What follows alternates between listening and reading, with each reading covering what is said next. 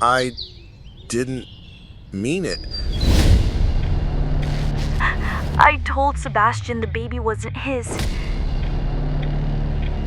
So what happens now? A time machine was invented. You talk like you've already lost me. The one who had given me the time machine. Meet me at the recital hall. I'll play for you.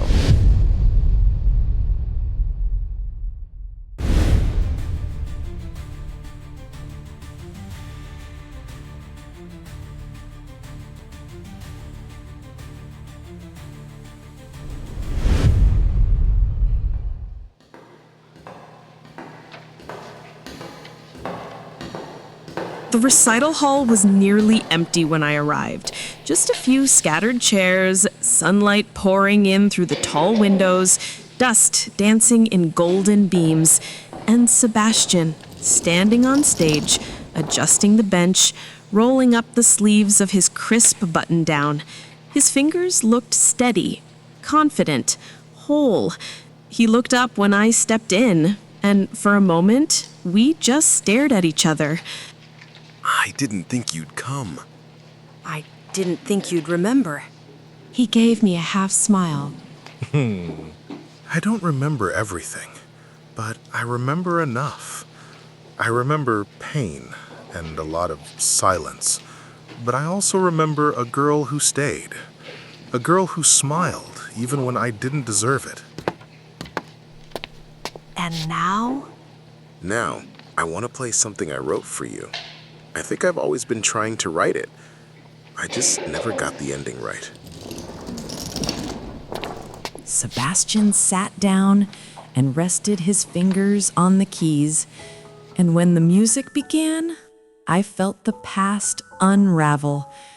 Every cold night, every unspoken word, every moment I wondered if love could be one-sided forever, all of it melted into the melody. It wasn't perfect.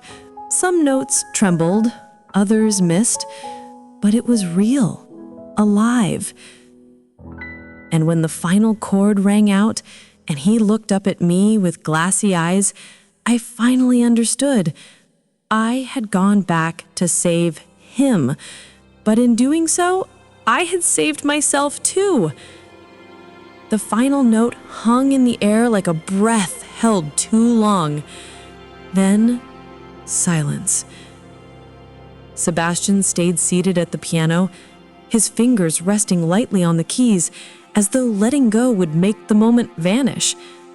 I didn't move either.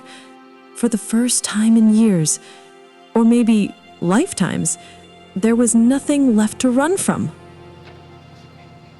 I didn't know how to say it before. He said, finally, voice low. Everything I felt for you, it was buried under so much grief, so much confusion. But that night, when I got that message, when I saw what you did, it was like something in me cracked open. I stepped closer, heart pounding. You remembered? Not everything, just pieces, dreams, feelings that don't fit with the memories I thought I had. He turned to face me, eyes searching mine. But one thing keeps echoing. What? That I died hating you, and that you still loved me anyway. The words stabbed like glass, but I nodded. I did. He stood up slowly. Sienna, why didn't you tell me the truth about Jillian sooner? About what she did? I hesitated, then answered honestly.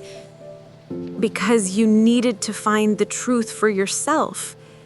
If I had forced it on you, you never would have believed me.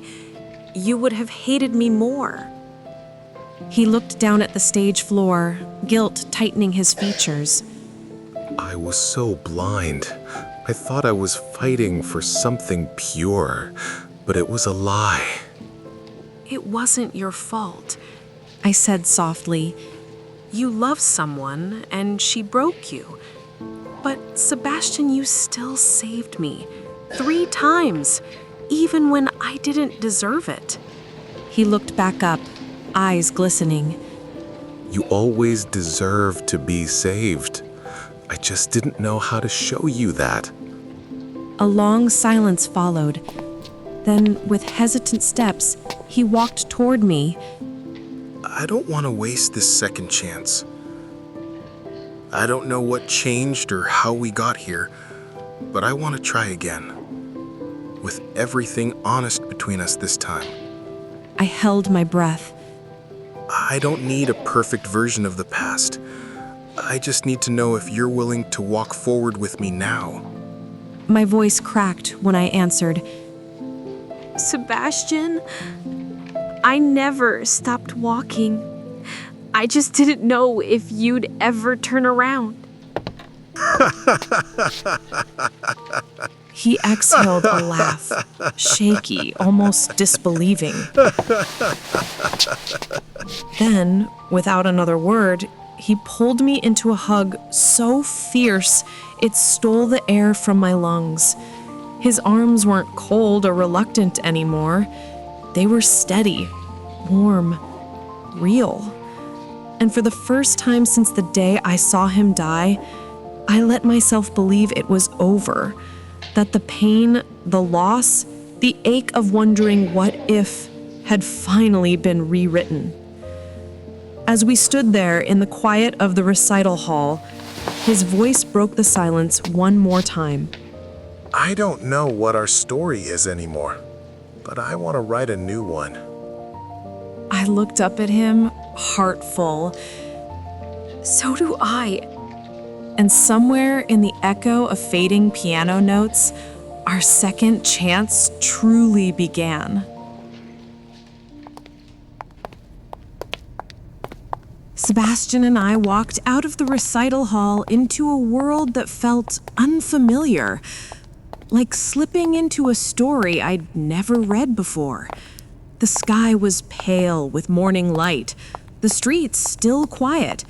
Everything around us looked the same, but everything inside us had changed. I called my mother this morning. Sebastian said as we walked slowly down the sidewalk. Told her about the truth. About Jillian. About everything. I glanced at him carefully. How did she take it? He exhaled a long breath. Badly. But also with guilt. She said she'd always suspected something, but she wanted so badly to believe Jillian was the right choice for me that she ignored her instincts. I nodded. She wasn't the only one. He stopped walking. Sienna, I need to ask you something. When I said I wished I'd never met you, was that true? My stomach twisted. It hurt more than anything, but I understood why you said it. You were dying in pain and full of regret. I regret saying it. He said quietly. Because the truth is, even with all the damage, the silence, the years wasted, I've never met someone who held on like you did. I don't know why I pushed you away so hard. I looked at him, voice barely audible. Because you thought you didn't deserve love. He blinked. You thought you had to atone. I continued. For Jillian. For your injury. For being forced into a life you didn't want. But the truth is, Sebastian, you were worthy of love the whole time. His eyes filled with something unspoken, something raw. Then he took my hand.